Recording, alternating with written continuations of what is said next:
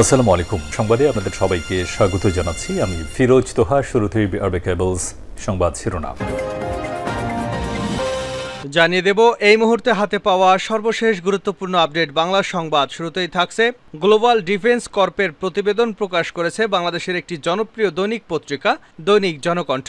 খবরটির শিরোনাম হচ্ছে টিউলিপের সাহায্যে এক প্রকল্প থেকে $500 কোটি আত্মসাৎ শেখ হাসিনার। রূপপুর পারমাণবিক বিদ্যুৎ কেন্দ্র থেকে $500 কোটিরও বেশি আত্মসাৎ করেন বাংলাদেশের ক্ষমতাচ্যুত প্রধানমন্ত্রী শেখ হাসিনা।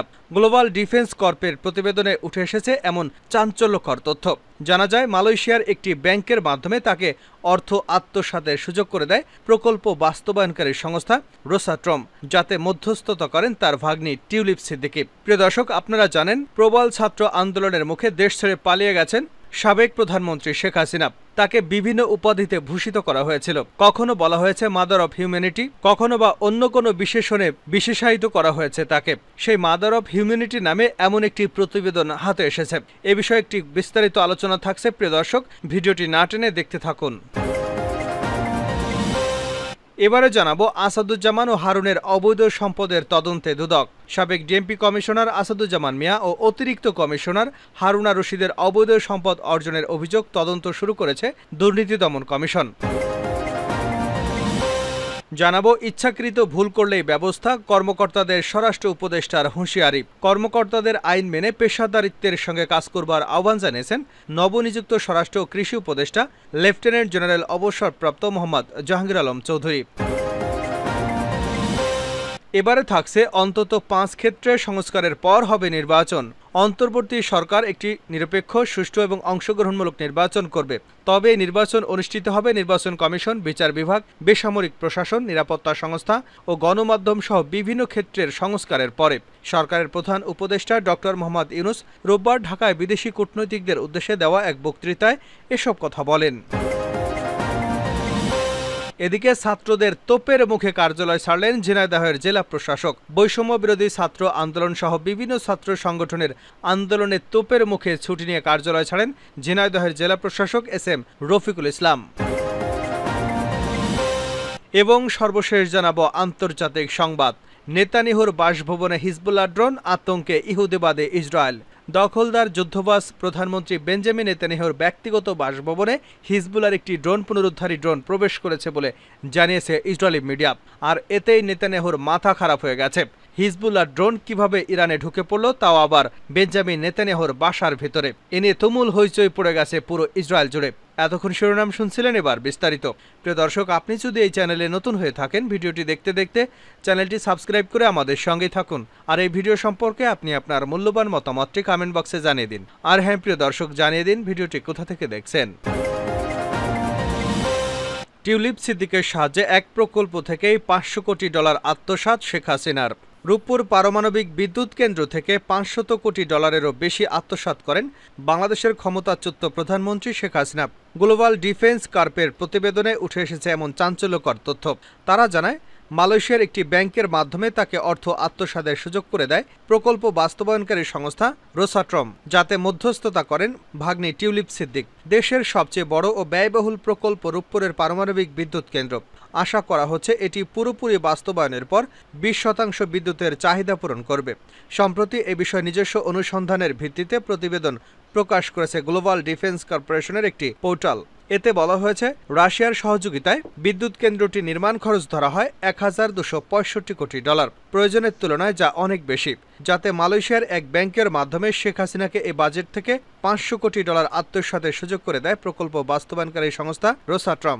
নিজের ভাগ্নি টিউলিপ সিদ্দিকির মধ্যস্থতায় রাশিয়ার সঙ্গে এ চুক্তি করেন তৎকালীন প্রধানমন্ত্রী শেখ হাসিনা। এই মধ্যস্থতার বিনিময়ে পাচার করা অর্থে 30% পেয়েছেন টিউলিপ, শেখ রেহানা এবং তার পরিবারের কয়েকজন সদস্য।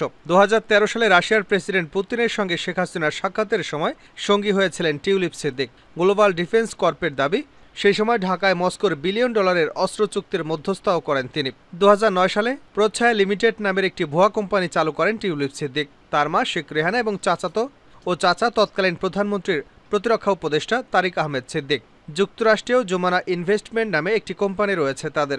গ্লোবাল ডিফেন্স কর্পের অভিযোগ, এই কোম্পানির মাধ্যমেই বিভিন্ন দেশের তফসর অ্যাকাউন্টে অর্থ পাচার করতেন Sheikh Hasina. Global Defence Corp নামে পোর্টালটি চালু করা হয়। 2018 সালের বিভিন্ন দেশের সামরিক ও প্রতিরক্ষা খাতে দুর্নীতির অনুসন্ধান করে থাকে তারা, বিশেষ করে চীন এবং রাশিয়ার সামরিক শক্তির বিস্তার রোধে পশ্চিমা ঢাল হয়ে কাজ করছে এটি। আসাদুজ্জামান হারুনের অবৈধ সম্পদের তদন্তে দুদক। সাবেক ডিএমপি কমিশনার আসাদুজ্জামান মিয়া, অতিরিক্ত কমিশনার হারুনা রশিদের অবৈধ সম্পদ অর্জনের অভিযোগ তদন্ত শুরু করেছে দুর্নীতি দমন কমিশন। অতিরিক্ত কমিশনার হারুনা রশিদ এর আগে ডিবি প্রধান হিসেবে বেশ সমালোচিত হয়েছেন। সবশেষ বৈষম্য বিরোধী ছাত্র আন্দোলনের 6 সমন্বয়ককে তুলে নিয়ে ডিবি কার্যালয়ে খাবার খাওয়ান হারুন। এরপরেই তাদেরকে সাংবাদিকদের সামনে হাজির করেন তিনি। এ ঘটনায় হাইকোর্ট থেকে হারুনকে ভৎসনা করে বলা হয় এসব তামাশা বন্ধ করতে। রোববার দুদক সূত্রে জানা যায়, সাবেক ডিএমপি কমিশনার আসাদুজ্জামান ও অতিরিক্ত কমিশনার হারুনা রশিদের বিরুদ্ধে অনিয়ম দুর্নীতির মাধ্যমে কোটি কোটি টাকার অবৈধ সম্পদ অর্জনের অভিযোগ পাওয়া গেছে। এছাড়া সাবেক ভূমিমন্ত্রী সাইফুজ্জামান চৌধুরীর বিরুদ্ধেও অভিযোগ রয়েছে। তাদের বিরুদ্ধে অনিয়ম দুর্নীতির মাধ্যমে কোটি কোটি টাকার অবৈধ সম্পদ অর্জনের অভিযোগ তদন্তের সিদ্ধান্ত নেওয়া হয়েছে। গত 27 জুন ঢাকা মহানগর পুলিশের সাবেক কমিশনার আসাদুজ্জামান মিয়ার সম্পদের অনুসন্ধান করতে দুর্নীতি দমন কমিশনের কাছে চিঠি পাঠিয়েছিলেন সুপ্রিম কোর্টের এক আইনজীবী। চিঠিতে তিনি লিখেছেন, আমি বাংলাদেশ সুপ্রিম কোর্টের একজন আইনজীবী, একজন সচেতন নাগরিক এবং মানবাধিকার ও আইনের শাসন প্রতিষ্ঠার জন্য কাজ করে যাচ্ছি। গত 16 জুন দৈনিক মানব জমিন পত্রিকার মিয়া সাহেবের যত সম্পদ, 20 জুন দৈনিক প্রথম আলো পত্রিকায় এবার আলোচনায় আসাদুজ্জামান মিয়ার বিপুল সম্পদ এবং 21 জুন দৈনিক খবরের কাগজ পত্রিকায় আসাদুজ্জামানের কত সম্পদ শিরোনামে সংবাদ ছাপা হয়। ইচ্ছাকৃত ভুল করলেই ব্যবস্থা, কর্মকর্তাদের স্বরাষ্ট্র উপদেষ্টা। কর্মকর্তাদের আইন মেনে পেশাদারিত্বের সঙ্গে কাজ করবার আহ্বান জানিয়েছেন নবনিযুক্ত স্বরাষ্ট্র ও কৃষি উপদেষ্টা লেফটেন্যান্ট জেনারেল অবসরপ্রাপ্ত মোহাম্মদ জাহাঙ্গীর আলম চৌধুরী। রবিবার বাংলাদেশ সচিবালয়ে স্বরাষ্ট্র মন্ত্রণালয়ের সম্মেলন কক্ষে মন্ত্রণালয়ের কর্মকর্তাদের সঙ্গে এক মতবিনিময় সভায় এই আহ্বান জানান তিনি। স্বরাষ্ট্র উপদেষ্টা বলেন, কাজ করতে গেলে ভুল হতে পারে, কিন্তু ইচ্ছাকৃত ভুল করলে ব্যবস্থা নেওয়া হবে। তিনি এ সময় সবাইকে মিলেমিশে আন্তরিকভাবে কাজ করবার আহ্বান জানান। সভায় লেফটেন্যান্ট জেনারেল অবসরপ্রাপ্ত মোহাম্মদ জাহাঙ্গীর আলম চৌধুরী বলেন, যেসব কর্মকর্তা সত্যিকার অর্থে বঞ্চিত ক্ষতিগ্রস্ত হয়েছেন তাদের বিষয় বিবেচনা করা হবে, কিন্তু দুর্নীতির কারণে বঞ্চিত হয়ে থাকলে তা আমলে নেওয়া হবে না। অন্তত 5 ক্ষেত্রের সংস্কারের পর নির্বাচন, ডক্টর মোহাম্মদ ইউনূস। অন্তর্বর্তী সরকার একটি নিরপেক্ষ, সুষ্ঠু, অংশগ্রহণমূলক নির্বাচন করবে। তবে নির্বাচন অনুষ্ঠিত হবে নির্বাচন কমিশন, বিচার বিভাগ, বেসামরিক প্রশাসন, নিরাপত্তা সংস্থা, গণমাধ্যম সহ বিভিন্ন ক্ষেত্রে সংস্কারের পর। সরকারের প্রধান উপদেষ্টা ডক্টর মোহাম্মদ ইউনূস রোববার ঢাকায় বিদেশি কূটনৈতিকদের উদ্দেশ্যে দেওয়া এক বক্তৃতায় এসব কথা বলেন।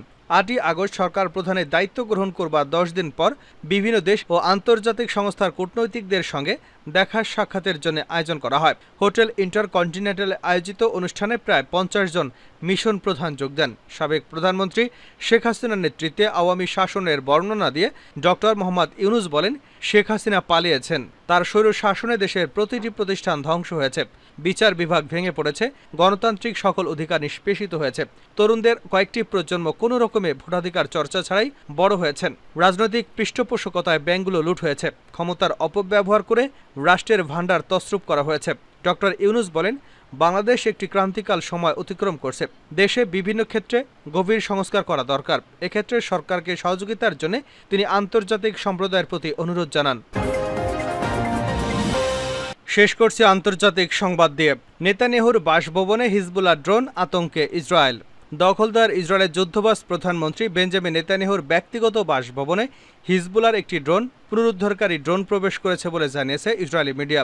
রোববার ইসরায়েলি সংবাদ মাধ্যম জেরুজালেম পোস্ট এক প্রতিবেদনে জানিয়েছে, লেবানিজ সশস্ত্র গোষ্ঠী হিজবুল্লাহর একটি পুনরুদ্ধারকারী ড্রোন সম্ভবত সিজারিয়া এলাকায় ইসরায়েলি সরকারের প্রধানমন্ত্রীর ব্যক্তিগত বাসভবনে প্রবেশ করেছে। ড্রোনটি ইসরায়েলি প্রধানমন্ত্রী বেঞ্জামিন নেতানিয়াহুর বাসস্থানের ফুটেজ নিতে সক্ষম হয়েছে।